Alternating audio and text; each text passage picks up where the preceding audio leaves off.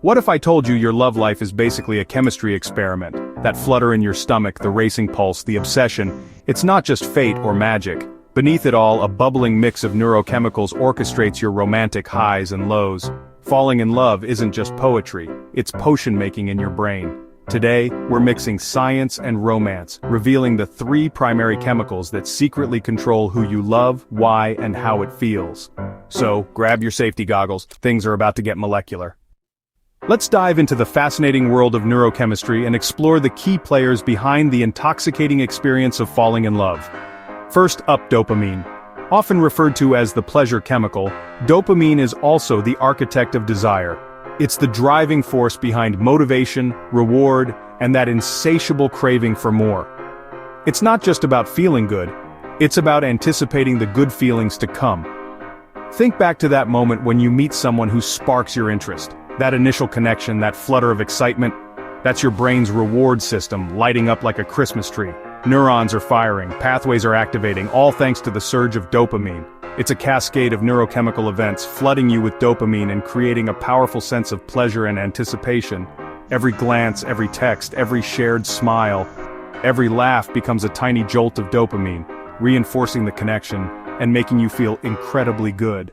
And with each positive interaction, your brain craves more of that dopamine rush, making you crave more of that person. Dopamine isn't just about feeling good in the moment. It plays a much larger role in the early stages of love. It's about wanting, chasing, and focusing intently on that one person who has captured your attention. It's the fuel that drives the pursuit of connection. This is why early love feels so exhilarating, so intense, and so all-consuming. It's like riding a roller coaster of emotions, with dopamine at the helm. In those early days, your brain is essentially on a dopamine-fueled treasure hunt, constantly seeking out new information and experiences related to your love interest. Novelty supercharges this system. New experiences, new discoveries, and new insights amplify the dopamine response. This is why trying new things together, exploring new places, and sharing new experiences can make new love feel even more intense and exciting. Interestingly, the same neural pathways that are activated by dopamine in romantic love are also involved in addiction. This is why love can sometimes feel almost obsessive, with constant thoughts and a strong desire to be with the other person. Dopamine narrows your attention, creating a kind of tunnel vision effect. This intense focus makes your crush seem like the center of the universe, the most important person in your world. But as the initial spark settles and the relationship matures, other chemicals step in to sustain the connection, building upon the foundation that dopamine has laid. Dopamine launches the rocket of romance, providing the initial burst of energy and excitement. But it's just the beginning of a much longer and more complex journey. Next up, the chemical that transforms infatuation into lasting connection, oxytocin. If dopamine is the firework of new love, the exhilarating spark that ignites passion and desire, then oxytocin is the warm hearth you gather around. It's the comforting embrace, the feeling of safety and security that deepens over time. Known as the cuddle chemical, and for good reason, oxytocin forges deep bonds and trust, weaving the intricate tapestry of connection that holds relationships together. It's the invisible thread that links hearts and minds. It's what is responsible for moving love from infatuation to attachment, transforming fleeting passion into enduring commitment. It's released during touch, emotional connection, those moments of vulnerability and shared experience, and even eye contact, that deep, soulful gaze that speaks volumes without uttering a single word. It's what creates a sense of calm and security, a haven of peace within the storm of life. Oxytocin isn't just for romance, it's a social glue that binds us together in countless ways. It's key in friendships, fostering loyalty, camaraderie, and the joy of shared experiences. It's vital in family, strengthening the bonds between parents and children, siblings, and extended relatives. And even with pets, those furry companions who offer unconditional love and unwavering support. In relationships, it builds trust, that essential foundation upon which all lasting connections are built, and creates a feedback loop, a virtuous cycle of connection and affection. Positive interactions release oxytocin, flooding the brain with feelings of warmth and contentment, making you feel closer and encouraging more connection, deepening the bond and strengthening the relationship. It reduces stress, melting away tension and anxiety, deepens intimacy, fostering vulnerability and openness, and helps transform me and you into us, forging a shared identity and a sense of belonging. Even small gestures, those seemingly insignificant acts of kindness and affection, like a comforting touch or a shared smile, a knowing glance across a crowded room, keep oxytocin flowing, nurturing the bonds of love and connection.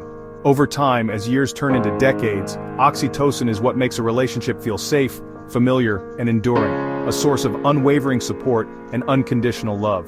Without it, relationships struggle to move past infatuation, remaining trapped in a cycle of fleeting passion and superficial connection.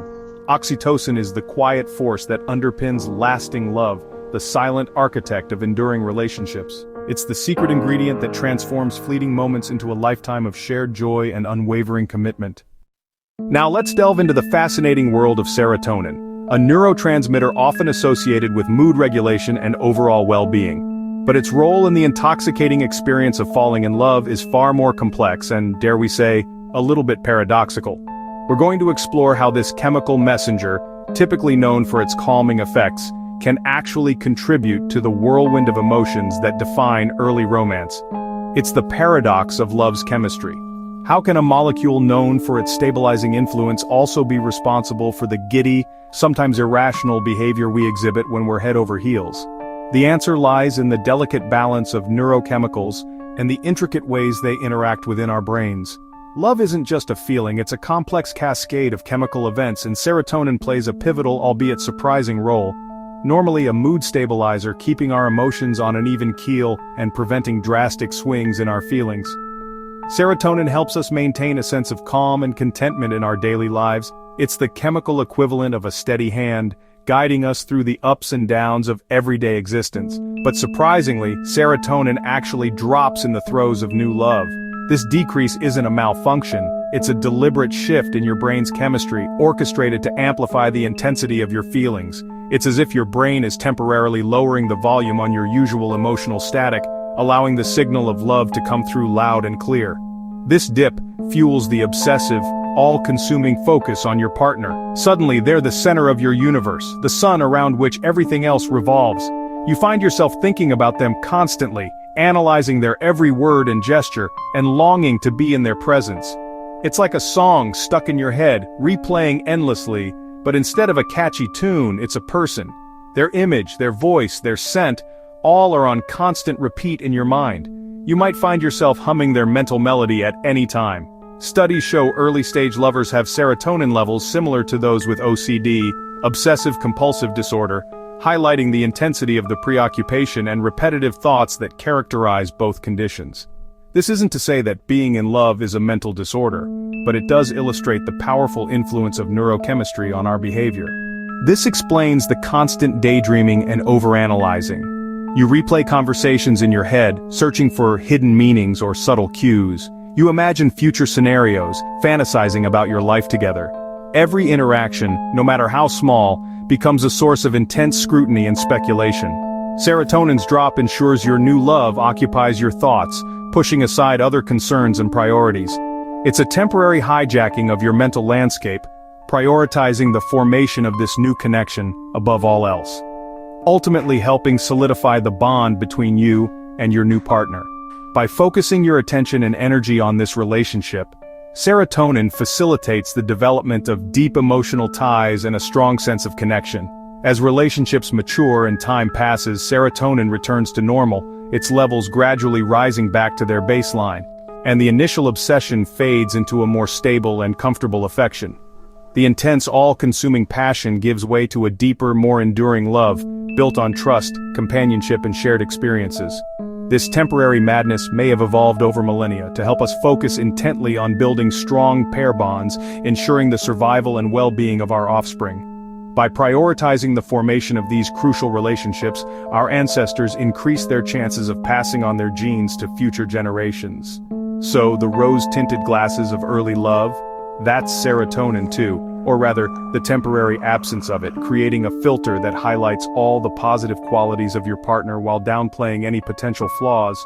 So if you've ever felt a little crazy in love, acting in ways you normally wouldn't, It's just your brain's complex chemistry at work, a symphony of neurotransmitters orchestrating the most powerful and transformative experience of all. Dopamine drives the initial desire and attraction, fueling the excitement and anticipation of a new relationship.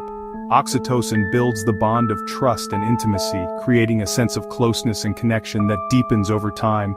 And serotonin creates that sweet obsession, the intense focus and preoccupation that characterizes the early stages of love.